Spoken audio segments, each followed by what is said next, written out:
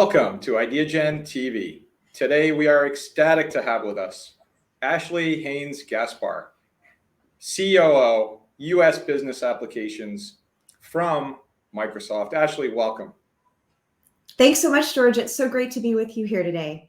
You know, Ashley, it's incredibly exciting to have you here for a lot of different reasons. One of which is we're about to talk about technology innovation with you, the COO of US Business Applications at Microsoft. And you have these incredible insights that we're so excited you're going to share with our global audience today. You bet. I'm excited to be here. So Ashley, if we could start, could you talk a little bit about your role at Microsoft and how you help your customers become more agile, more profitable, and most importantly, perhaps more business-centric?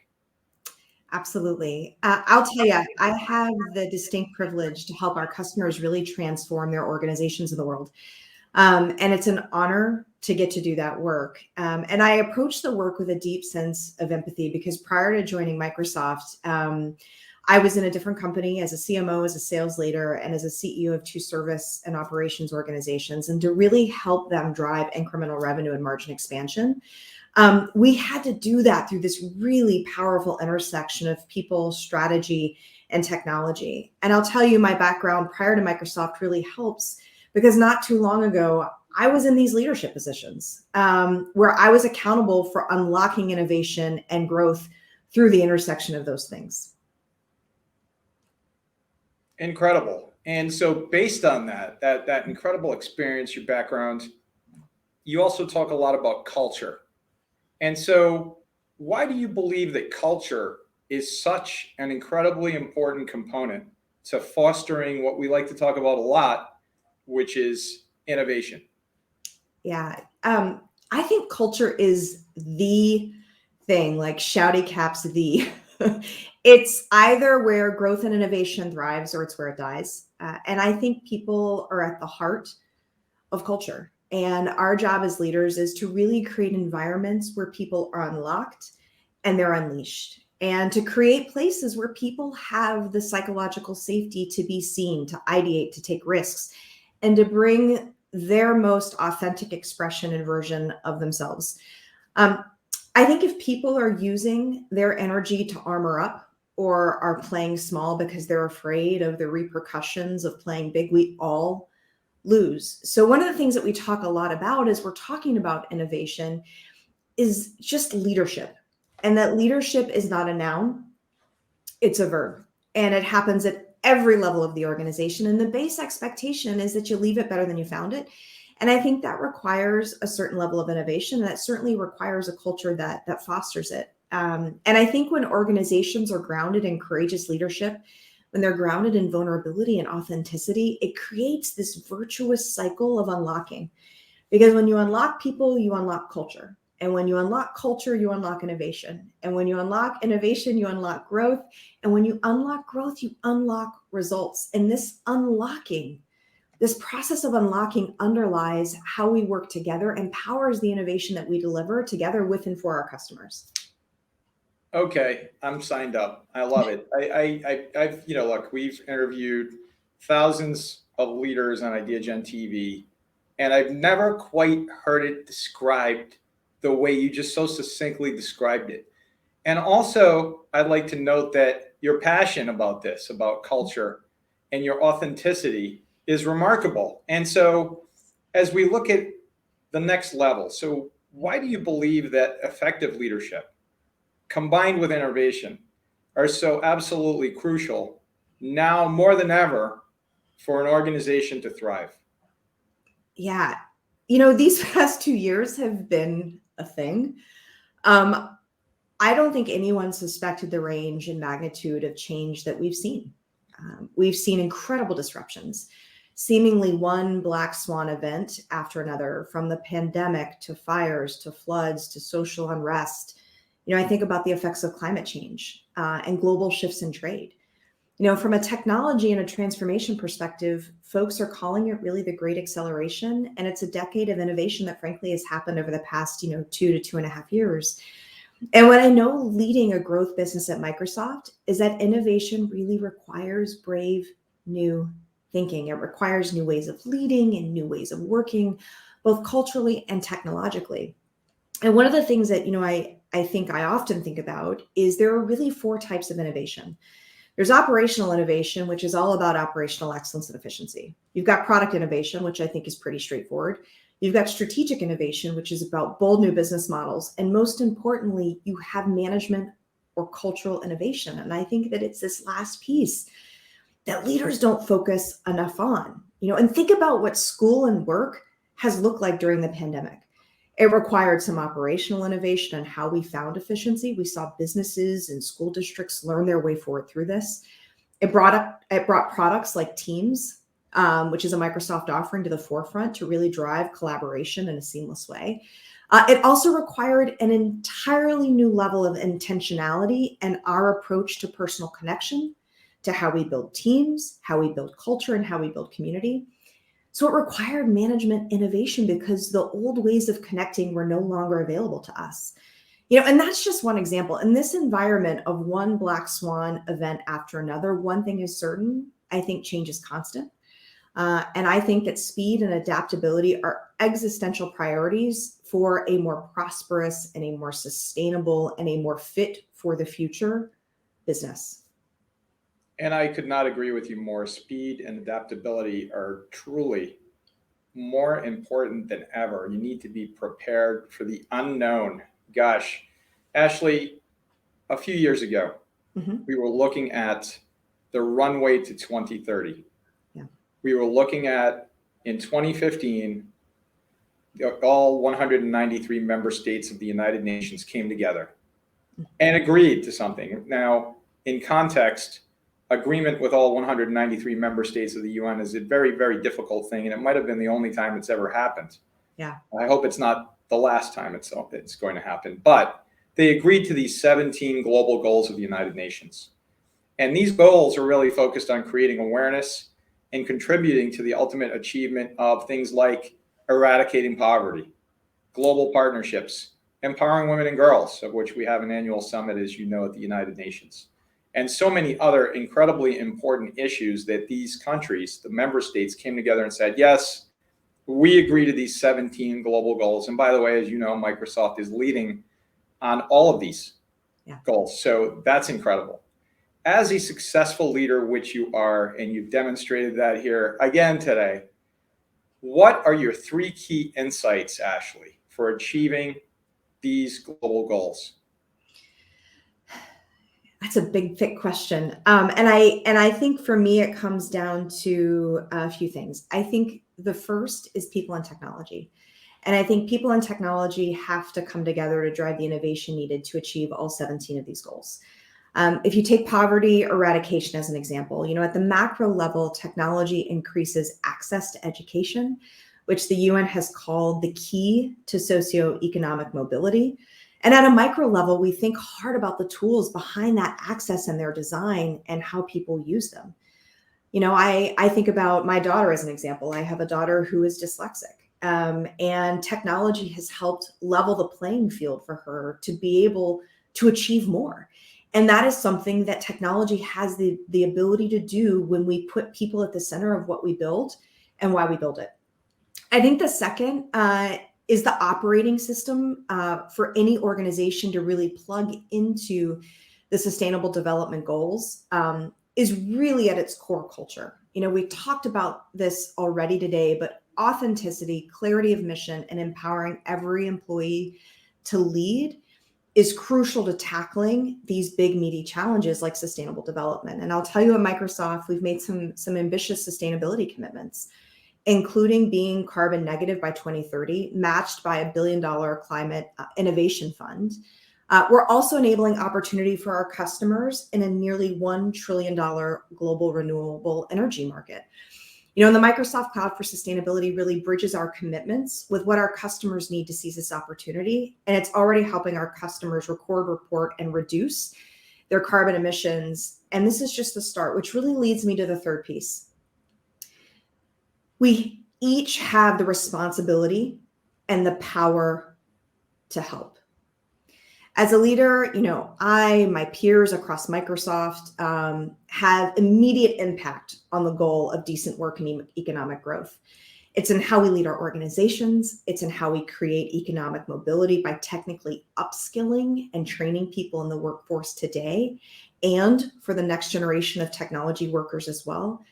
It's also about fueling growth through the adoption of technology and in how we invest in the development and diversity of the next generation of leaders. And every day I talk with customers and peers in my industry and across industries about what we're doing, what they're doing, and about how we can help each other accelerate, because responsible economic growth is behind each of these 17 goals, and it's all of our responsibility and accountability. It's simply profound in the way you describe that, with the sort of trajectory and the impact that you, together with your colleagues at Microsoft, are pursuing leading into 2030. I mean, it's not a small feat to set the marker that the company will be carbon negative by 2030. That alone, in and of itself, is a major marker. And as I like to tell folks across the spectrum, what's remarkable about Microsoft is that there's a flag that's been planted. Mm-hmm. And regardless of what's between you and that flag, whether there's a lot of clouds or there's, whatever it may be, it's raining, it's snowing, you can still see the flag. Yeah. And that's where we're heading. 2 years ago, we could not have imagined, no one could have imagined what we were about to encounter in terms of, as you aptly described, the Black Swan event. And since then, so many other Black Swan events. But that resilience, that empathy, that leadership on innovation and technology, and by putting people at the center, I absolutely love that. Your description of that is profound. Putting people at the center, the employees, the customers. I mean, that's what this is all about, isn't it? And so I'd like to go just a bit further, Ashley, in this interview with cross-sector collaboration. Yeah. Our late chairman emeritus, the former Congressman Louis Stokes, he was a giant. And as you've heard, and it's true, we do all stand on the shoulders of giants. Mm-hmm. And I personally and professionally learned a lot from Congressman Stokes, because he was a statesman and he was a leader. And he always said, George, cross-sector collaboration is critically important. Getting the sectors together can solve so many of the world's most vexing issues. And so I'd like to ask you, Ashley, why is cross-sector collaboration so important to you and your organization to solve so many of the world's most vexing issues? And then to go further, how do you infuse collaboration into your daily mission to successfully achieve your goals? You bet. It's funny. I think about this expression that I used to hear a lot growing up, and it's, some of us are better than one of us and all of us are better than some of us. And I think it's because we all bring our unique perspectives.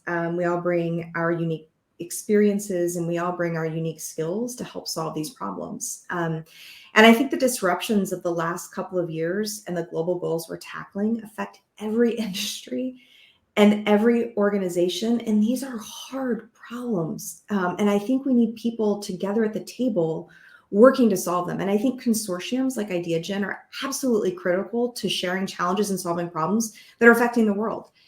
A great example are the challenges we've seen in the supply chain. That's not a retail challenge or a manufacturing challenge.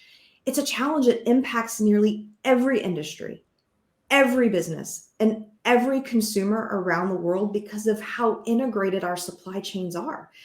And as I think about collaboration in my role and with my organization, it's critical to move faster, to foster agility, and to accelerate growth. And a big part of my team's charter is to collaborate and drive these conversations with our customers and to help be a convener, to get multiple types of customers together around the table to help them adapt and innovate so they too can achieve commercial value while also driving inclusive, sustainable growth. Incredible. And to hear the challenge of sustainability and also to hear about supply chain, it's ubiquitously described across media today about the challenges of the supply chain. And I think helping with technology and innovation to solve these issues and trying to stay ahead of those is of vital importance, obviously. Yep. And I'd like to shift just a little bit to focus a little bit here on what we're talking about, which is your career as well. During your incredible career, and gosh, I can't wait to see what else you're going to accomplish because it's just remarkable.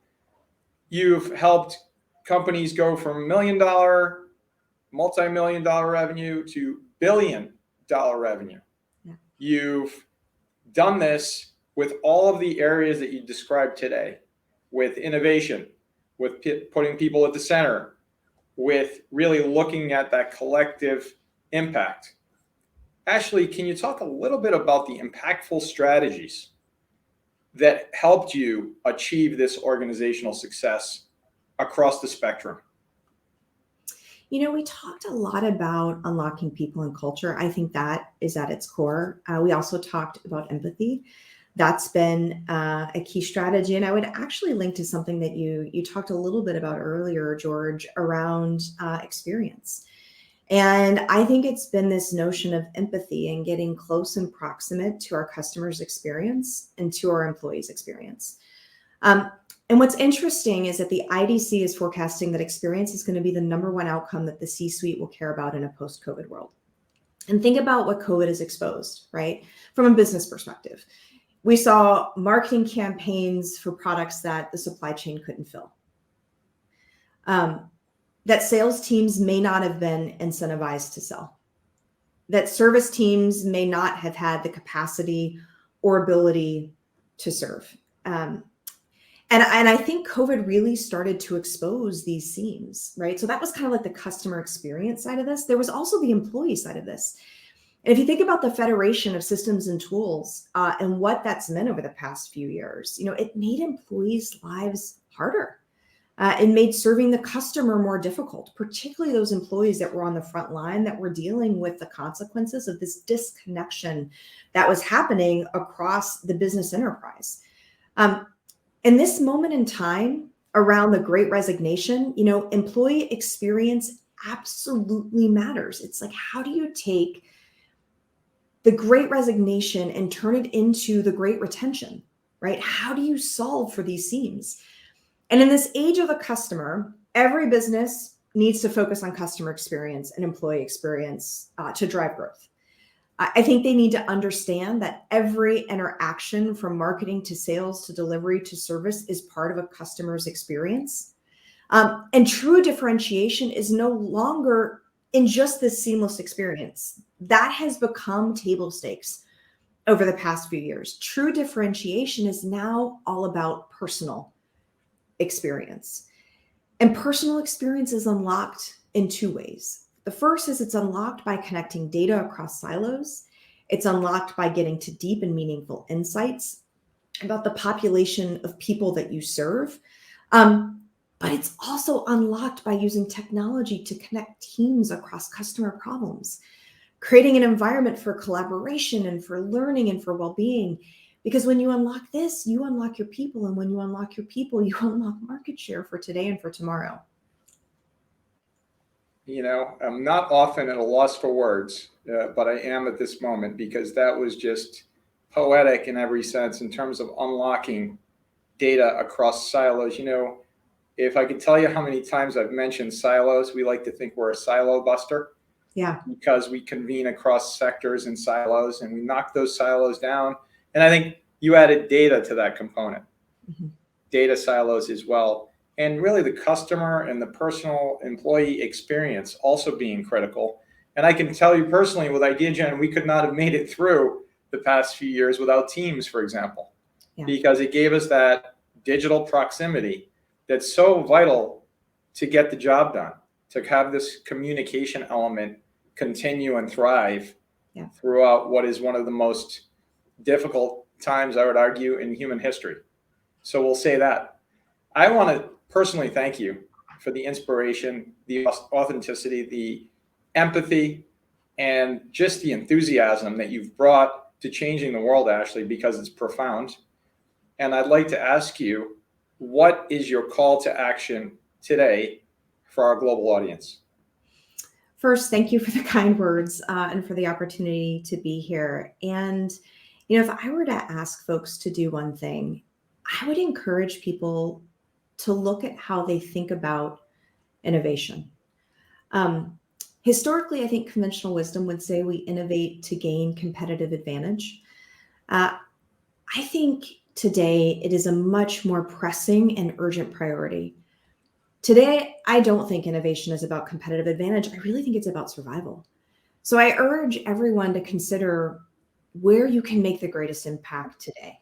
Is it innovating to unlock solutions for your community around poverty or around hunger or around education? Is it clean energy?